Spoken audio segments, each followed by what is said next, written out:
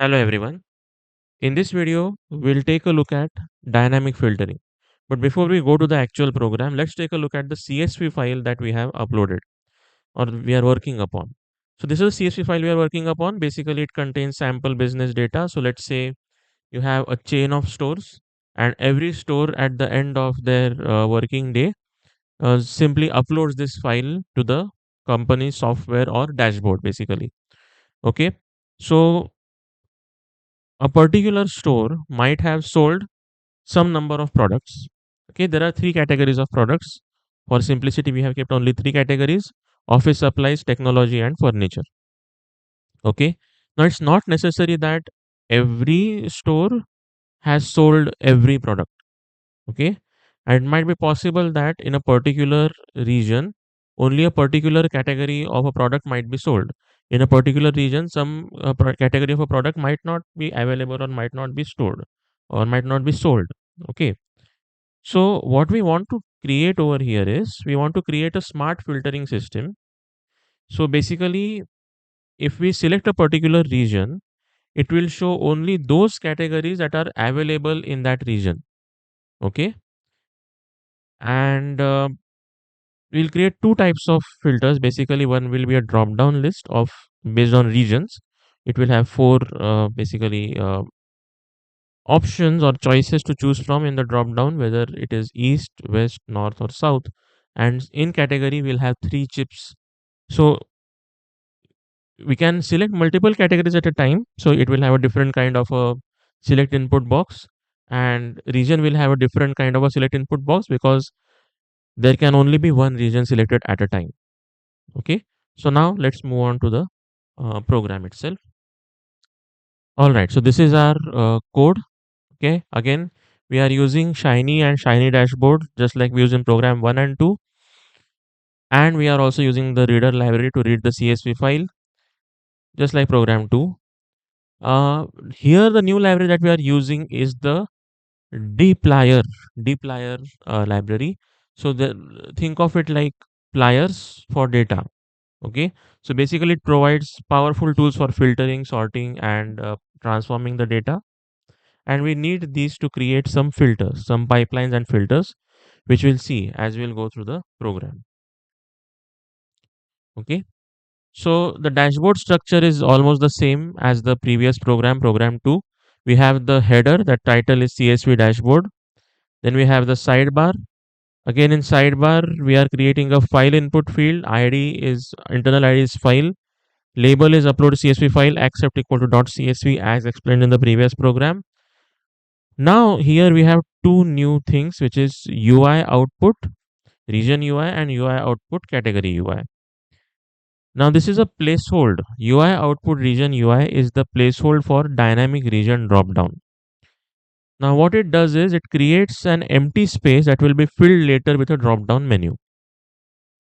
Okay, the options in this drop down depend on what's in the uploaded data. Okay, so if in your particular CSV file there are only particular regions, only let's say regions east and west, then only those will be there in the drop down menu. Similarly, here in the UI output category UI, another empty space for a drop down will be created dynamically, but this will be slightly different because you'll be selecting multiple, you'll be allowed to select multiple things at a time. This will look different. Okay, now this drop down is slightly complicated because it will depend both on the uploaded data and the region selection. So if the uploaded CSV file only has office supplies and furniture, then those are the only two candidates. But let's say office supplies are sold in the east region, and let's say furniture is sold in the west region. Okay, then if I select the east region, I will only get the option for office supplies. And if I select the west region, I'll only get the option for furniture. Okay, so it is dynamic in both the ways. Now, dashboard body is again the same as the previous program. Upload a CSV file to see dynamic filters. Only the dynamic filters part is added, but otherwise it's the same as program 2. Now let's move on to the server, the brains. Okay, so initial server setup is the same where you are reading the CSV file. Okay, So this part is the same. We had stopped at this part in the previous program. We had just read the data. We had read the CSV file into the data variable or data structure basically. Okay, that we had done in the previous program. Now let's build upon it. Okay, so now we'll populate the two UI outputs that we have created, region UI and category UI. Let's first start with the region UI. Okay, so what are we populating in the region UI? So region UI connects to the, as because it's using this ID, as you can see, region ID. So region UI connects with basically, so output again. So output is this broad, um, you can say broad structure, data structure, which contains all the output fields. In this case, there are two output fields. One has the internal ID region UI, another has the internal ID category UI. So output dollar region UI, we are specifically targeting the UI output field. Okay. What are we assigning to this particular output field? We are rendering certain UI components. So let's see what we are rendering. So render UI function is used. It requires that the data is non-empty. Just like here we have a require field which makes sure that you have uploaded some data. This has to make sure that the CSV file that you have uploaded is a non-empty CSV file. So require that data is non-empty, and then select input. Select input will be a drop down menu. Okay. So select input, just like we have file input, we have select input, and it has the internal ID called as region. Label will be select region, and choices will be unique data dollar region. Now let me explain what this means. Select input region comma select region. So region is the internal ID as I told you, and select region is the label. Data dollar region, basically data and parenthesis means the CSV file that you have uploaded. In that CSV file, we want to access a particular column, which is the region column. You have already seen the CSV file, so you can go back to the starting of the video if you want to revise that. Okay. So if you want to take a look once again, go back to the beginning of the video. So basically it has a column called as region. Our CSV file has a column called as region. So data parenthesis is a CSV file. Dollar region means access that particular column. And in that column, whatever unique entries you get will be the choices. Okay. So choices will be all those unique values as the drop down options. Okay. Unique will remove the duplicates. Okay. It will only take the unique region names, and then choices will make sure that all those unique region names are the drop down options. Okay. And we close the rendering part over here. So this is how the region UI output will be populated. So the important thing to notice here is that only after you upload the CSV file, as you can see right now, you cannot see any drop down menu. Only after you have uploaded the CSV file, and only after it ensures the server ensures that your CSV file is not empty, only then this particular drop down will appear. Okay, that is one part. Now let's move on to the even more interesting dynamic drop down, the second dynamic drop down, that is the category. So in the category drop down, require data comma input dollar region. So this is a double safety check kind of. Okay. So it requires both the data to exist and a region to be selected. So once you select a region, this drop down will show those categories that are there in that region. Now, how will it find the available categories? This is the logic. So available categories is the variable that we have created. And what are we assigning to it?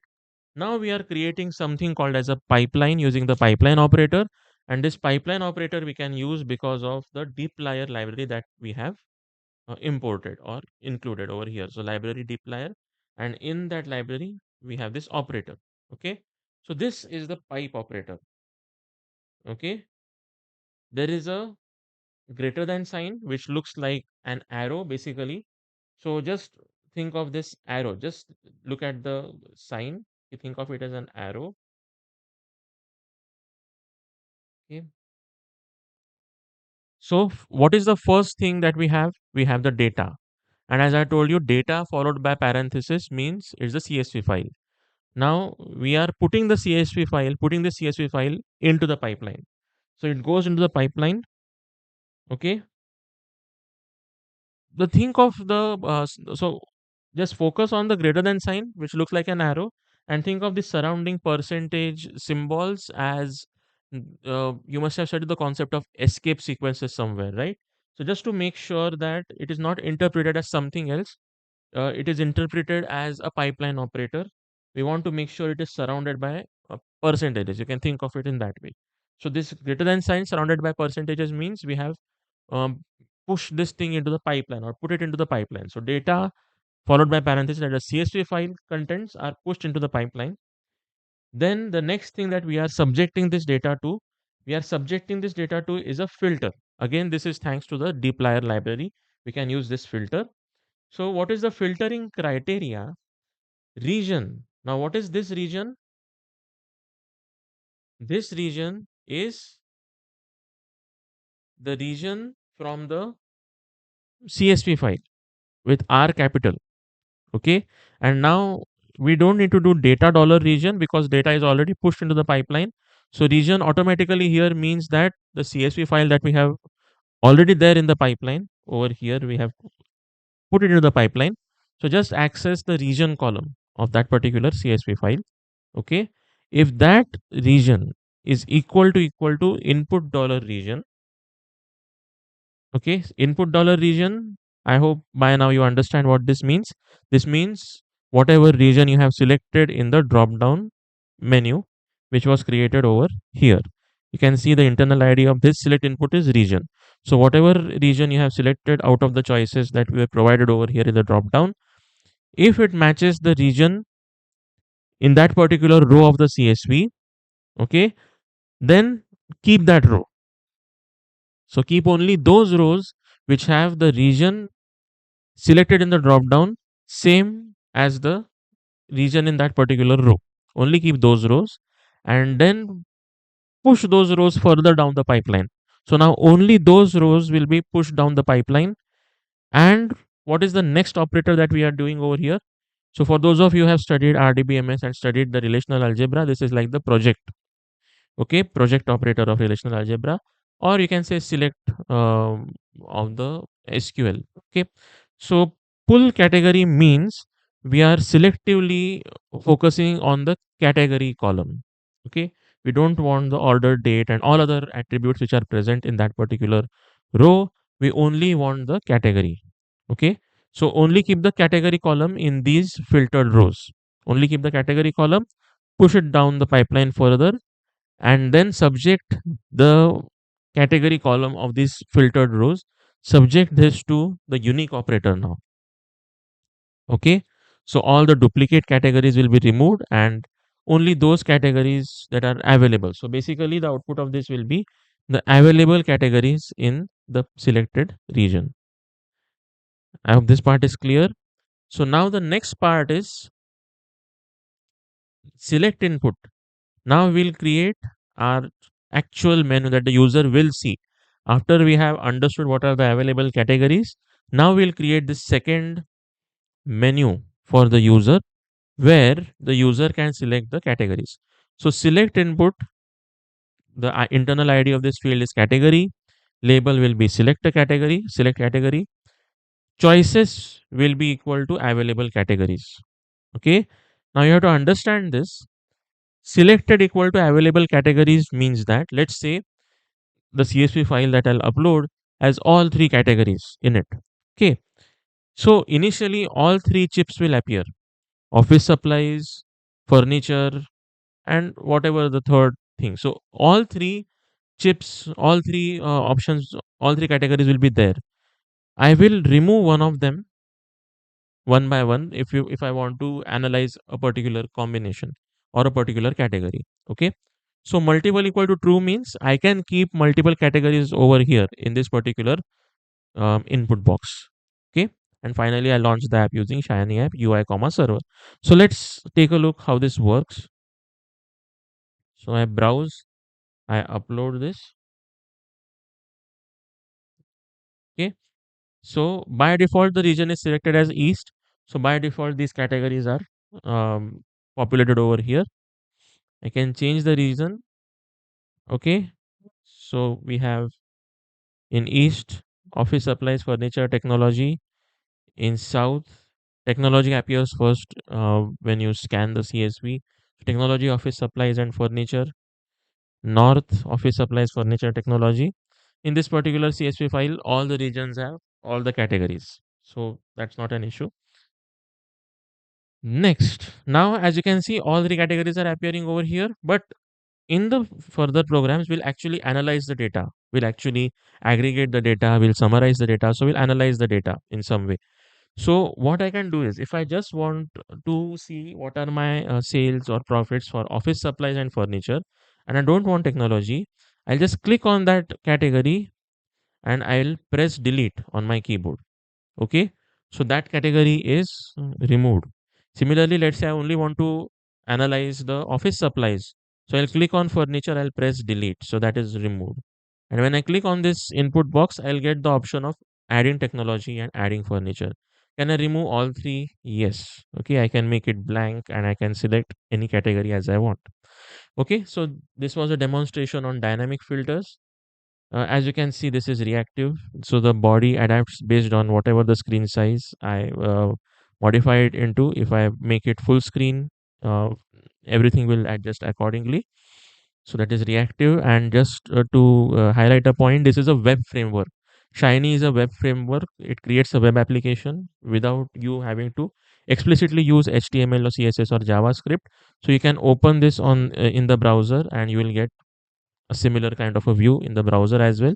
This is the URL 127.0.0.14159. So the port differs every time, but it's on the local host. So you are basically creating a web application using Shiny framework by writing an R program. Okay, so that's it for this video. If you have any questions, any doubts, do post them in the comments below. Thanks for watching.